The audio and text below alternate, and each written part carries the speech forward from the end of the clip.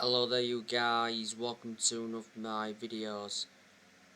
This is your Young Boys Manchester United preview.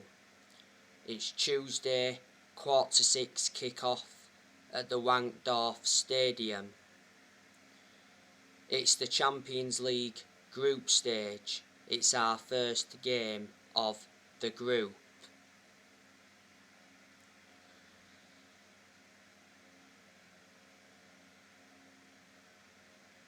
Now we're coming into this game on the back of a 4-1 win against Newcastle. It was a good performance by Manchester United against Newcastle. Cristiano Ronaldo scored twice on his second debut. Bruno Fernandes scored a very good goal from 25 yards out, and Jesse Lingard came off the bench and scored. Paul Pogba got 2 assists in the game, and Luke Shaw got an assist.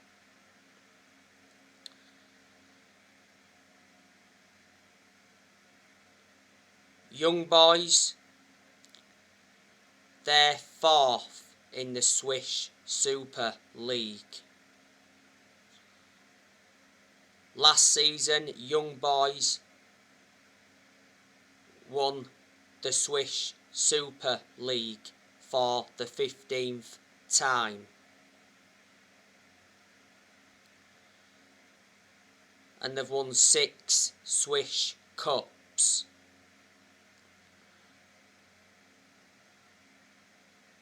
Young Boys' manager is David Wagner. Before Young Boys, David Wagner managed Schalke. He's managed Huddersfield Town before, and at one point he managed Borussia Dortmund's reserve team.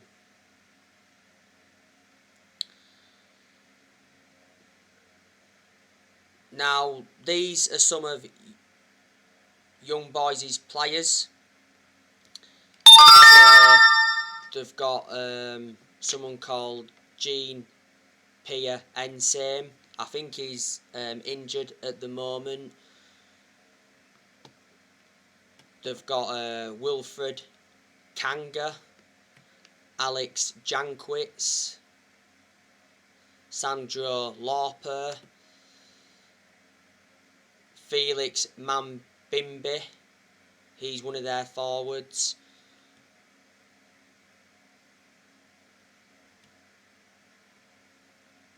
Mohamed Al Kamara, he's one of their defenders. Fabian Rieder, one of their midfielders. They've got Fabian Lustenberger, he's one of their defenders. I think he's actually out with injury. They've also got Jordan Leefort, he's out with injury. Jordan Leefort is one of their defenders. Joe Montero, he's one of Young Boys' forwards. They've got Christopher Martins, Marvin Spielman,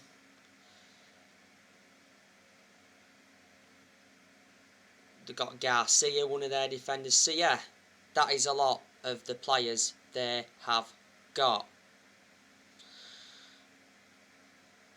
Now, the last time we played Young Boys was back in 2018. We beaten them 1-0. Man United should progress to the knockout stages of the Champions League. Our group isn't that difficult. I think the hardest team in our group is Villarreal. We've also got Atlanta in our group. Solskjaer will probably make some changes in this game from the 4-1 win against Newcastle. Obviously, our next game in the Premier League is next Sunday against West Ham. Will Cristiano Ronaldo start against Young Boys on Tuesday?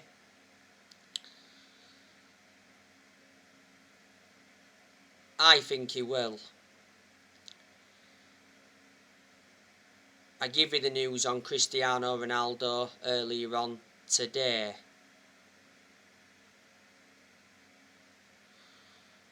Cristiano Ronaldo demands more of his Man United teammates. Cristiano Ronaldo gave a speech to his Man United teammates on his return.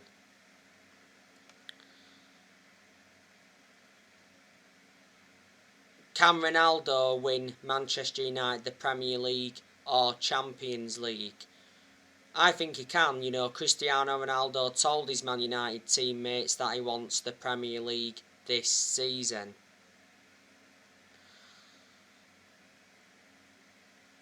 Ronaldo has hinted that he's looking to stay at Manchester United beyond his current contract. Ronaldo signed a 2-year contract with Man United with an option of a 3rd year. We got Ronaldo for 19.8 million. And Ronaldo is Man United's number 7. The other week, Ronaldo completed his medical. Ronaldo gave his first interview the other week and he said, "I'm very happy to be back home after 12 years.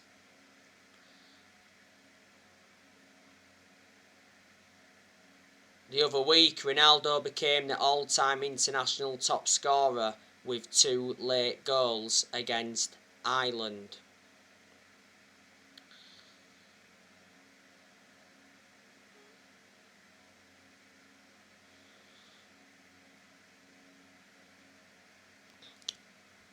We have still got some players out. Alex Telles has been out.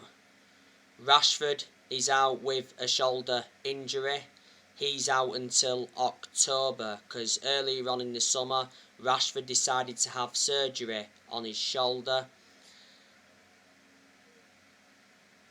Edison Cavani was missing from the squad in the game against Newcastle. Might have picked up some kind of knock. Henderson is still unavailable. And that's about it. I think McTominay is now available for selection. McTominay has just come back from a groin injury. He did have surgery on his groin. And Fred is in contention to play in this game. Fred's ban got lifted. Fred was an unused substitute for the game against Newcastle. And that's about it. On my next video, I will be giving you my predicted 11 for this game.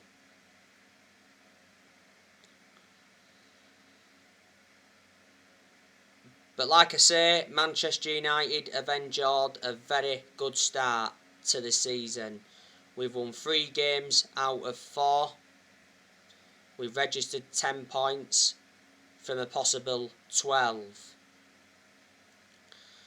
I'm expecting Manchester United to enjoy a very good season. And like I've said, we've got a title winning squad now. So the time for excuses is over. Solskjaer did say the other week that he told his Man United squad that it's better than the 1999 treble winning team that he was part of. Solskjaer's ambition for this season is to win the Premier League. We haven't won the Premier League since 2013. The other week, Solskjaer said he privately views Chelsea as Man United's biggest title rival ahead of Man City and Liverpool.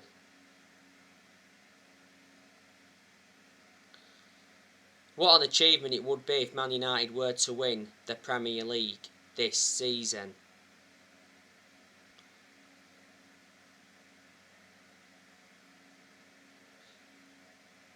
Solskjaer has not yet won a trophy as Man United manager. We haven't won a trophy since 2017. That's nowhere near good enough to our standards. And I said to you, didn't I, this season's absolutely massive for Solskjaer because he's got big expectations to exceed. This season is Solskjaer's third full season as Man United manager. Solskjaer has managed over 150 games as Man United manager in all competitions. He's managed 101 games in the Premier League.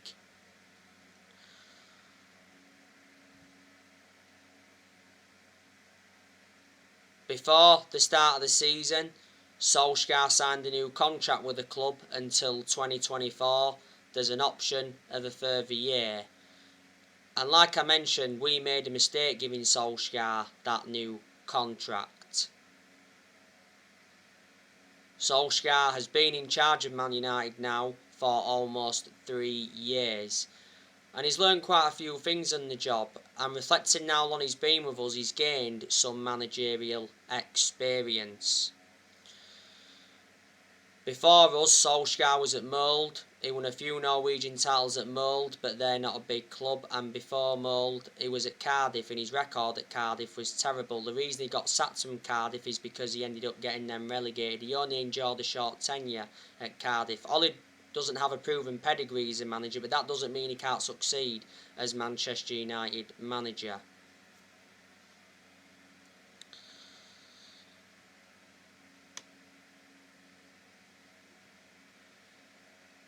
Like I've said to you, the reason Solskjaer has lasted as long as he has done is because he's a club legend. That's what's basically saved his job because, we've enjoyed very bad periods under Ollie where he's been very close to getting sacked.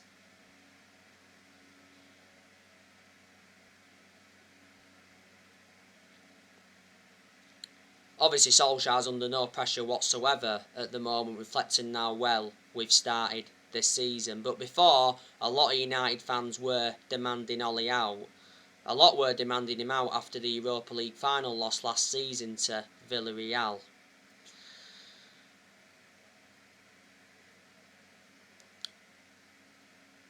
Solskjaer has definitely got to improve his decision making because analysing the vast majority of his games at Man United he's been tactically naive.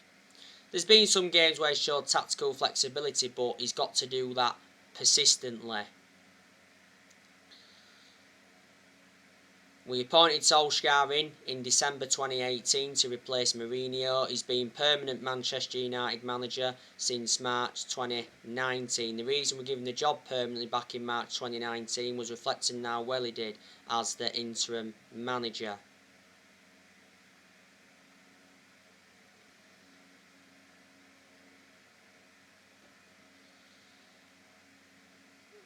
But there's a lot of things I've got to credit Ollie for. He has made good signings as Manchester United manager. We've spent around 441 million so far under the Solskjaer era. He signed 14 players. In the summer of 2019, Ollie recommended Daniel James and Wan-Bissaka and Harry Maguire in.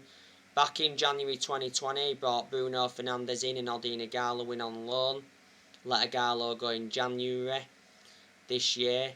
In the summer of 2020, he brought Donny van de Beek in, Alex Telles, Edison Cavani, Amad Diallo and Facundo Pellistri, with loan Pellistri out in the summer transfer window. And in the summer transfer window of this year, Solskjaer brought Heaton in, Sancho, Varane and re-signed Ronaldo after 12 years. You can see that progress has been made under Ollie. Ollie's got us to semi-finals. He got us to 3 semi-finals in his first full season, got us to the EFL Cup semi-final last season. Last season, got us to the Europa League final, and that was his first major final as Man United manager. He got us to the FA Cup quarter-final last season, so there you go. Solskjaer got us a second place finish last season. In his first full season, he got us a third place finish. We've got a very good away record in the Premier League. We haven't lost away from home in the Premier League since January 2020. So we are unbeaten in our last, 28 Premier League away games.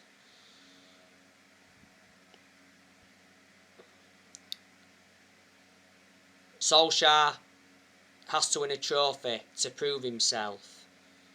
And I hope he does this season. Obviously, he's got to build on what he did last season. And obviously, last season, Solskjaer did accept it wasn't a successful season.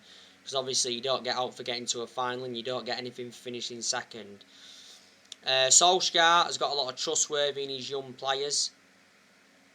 I like the way Solskjaer develops the youth.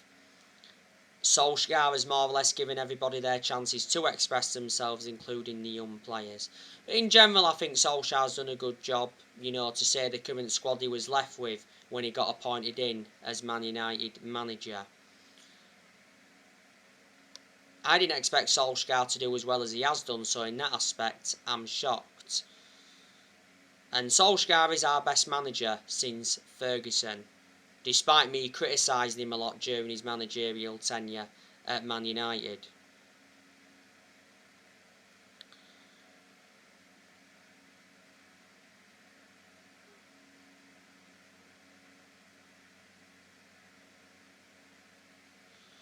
But like I've said to you before, when we've been inconsistent, and when we are inconsistent, not all of the blame stems from Ole.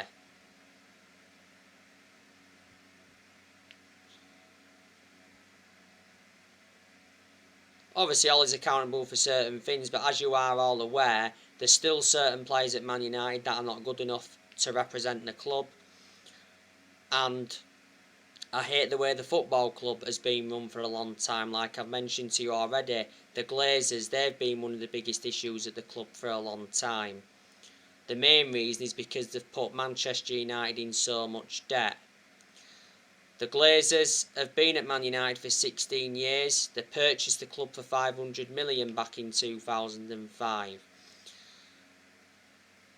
To be fair to the Glazers, they backed Solskjaer in the summer transfer window, but they'd been persuaded to back him because towards the end of last season, a lot of United fans protested against the Glazers at Old Trafford because the Glazers were planning to scrap the Champions League for that European Super League.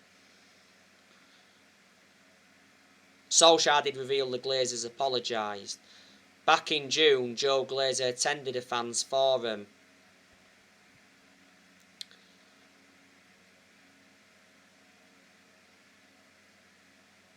And he did promise Man United supporters that Solskjaer would have got the funds that were available. Woodward, he's been one of the biggest issues at the club for a long time. Despite that though, Woodward has said several times before that he'd back Solskjaer, and he assured Solskjaer's job was safe even when we was enduring them bad periods under him.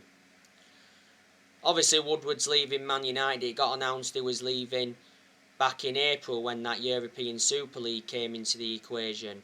Woodward has had a 16-year association with the club. Sky Sports News and that said the other week that Man United are close to appointing Richard Arnold as Ed Woodward's successor as the new chief executive.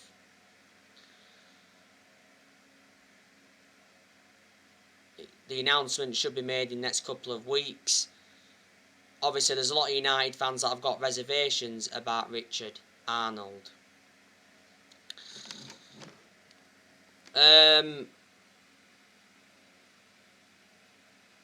Man United enjoyed a very good summer transfer window this year. Like I said, we made 4 signings. We brought Tom Heaton in on a free. We brought Jadon Sancho in, brought Rafael Varane in, and we re-signed Cristiano Ronaldo. In this year's summer transfer window, we spent around 140 million. And it was good to see Solskjaer receive the backing he deserved. It was disappointing that we didn't sign a midfielder in the summer transfer window. We went in for a few midfielders, didn't we? We went in for Ruben Neves from Wolves. We went in for Saul Niguez. Saul Niguez joined Chelsea on loan. Went in for Eduardo Camavinga. Eduardo Camavinga signed for Real Madrid.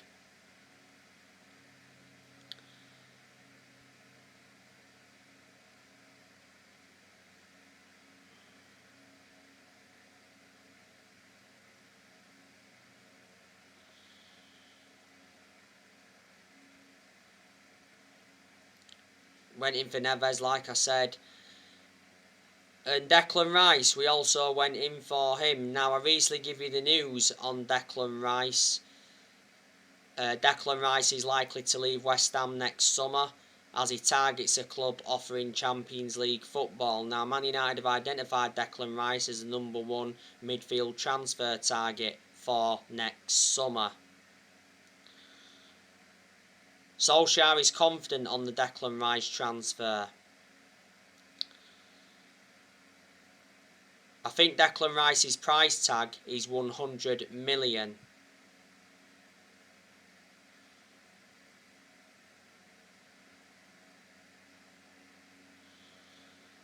When the summer transfer window was open, Solskjaer said that he still wants Rice. And Declan Rice did mention that he was unhappy with West Ham's 100 million price tag. Rice has rejected a few contract offers at West Ham. He's got 3 years left in his contract at West Ham.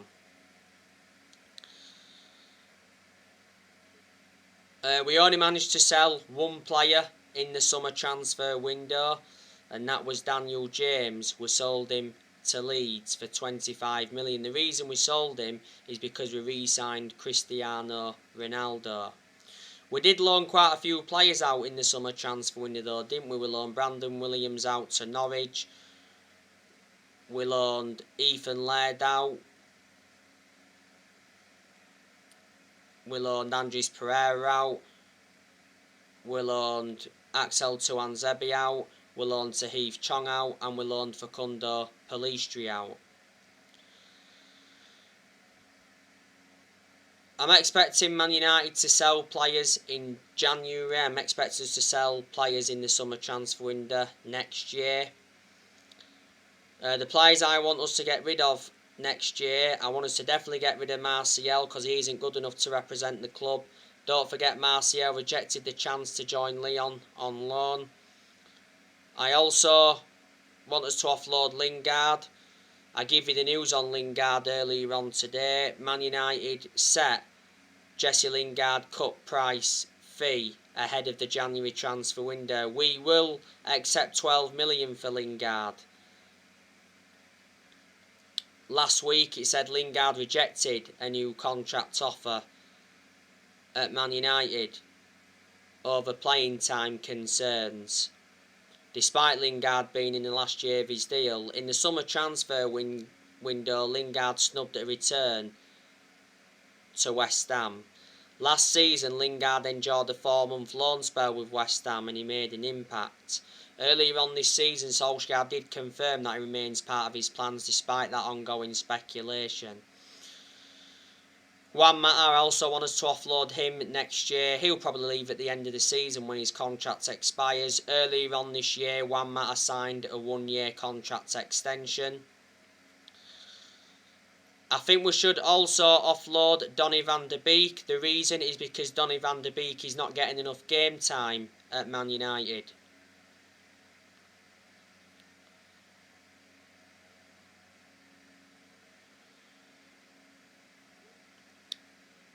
Prior to the game against Newcastle, Solskjaer said he's prepared to play Donny van de Beek in a 2-man midfield. Solskjaer hints at a new role for Van de Beek this term. Van de Beek should have started against Newcastle, but he didn't. But he did come off the bench. Last week, Donny van de Beek gave Ole Gunnar Solskjaer his best position. Van de Beek reckons he would be best served operating as a number 6 or a number 8. And last week, Van de Beek spoke about his future in an exclusive interview with Rio Ferdinand. Van de Beek admitted he's prepared to keep fighting to earn his place in the Man United team.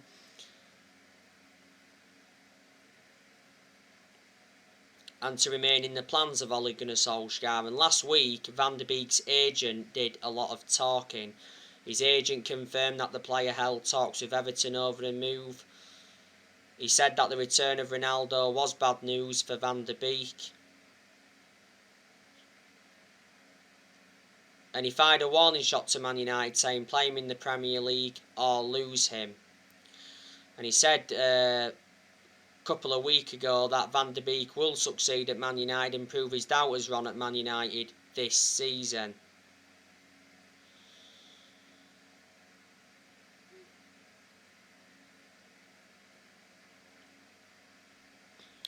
Solskjaer rejected Van der Beek's exit because Everton were close to signing him on loan. But this is his second full season at Man United. Last season, Van der Beek made 36 appearances in all competitions, but most of them appearances came from the bench. Van der Beek only started 4 games in the league last season. We got Van der Beek in a deal worth 40 million from Ajax with add-ons included. He's got a contract with Man United till 2025. Nemanja Matic, we need to offload him next year. He's not one of our first choice midfielders, but despite that, he gets his chances, doesn't he? He's ahead of Van der Beek, surprisingly, in that midfield. Fred, I reckon we also need to offload him next year, because I've got my strong reservations about Fred. I want us to offload Diego Dalot next year. I think Solskjaer blocked Diego Dalot's exit in the summer transfer window. So there you go, and Jones, he's another one we need to offload next year. When the summer transfer window was open, it said Phil Jones is set to stay at Man United this season, after Solskjaer told him he remains part of his plans.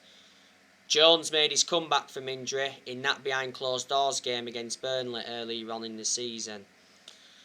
Jones doesn't get in R11 and he's always been inconsistent. He's the only outfield player that's still with us from the Ferguson era. And Cavani, he's going to be leaving at the end of this season, unless he leaves in January. So yeah. So anyway guys, that's everything to update for today. Drop your comments, likes below on the channel. If you do, consider subscribe as always, and take care. God bless. See you all again very, very soon.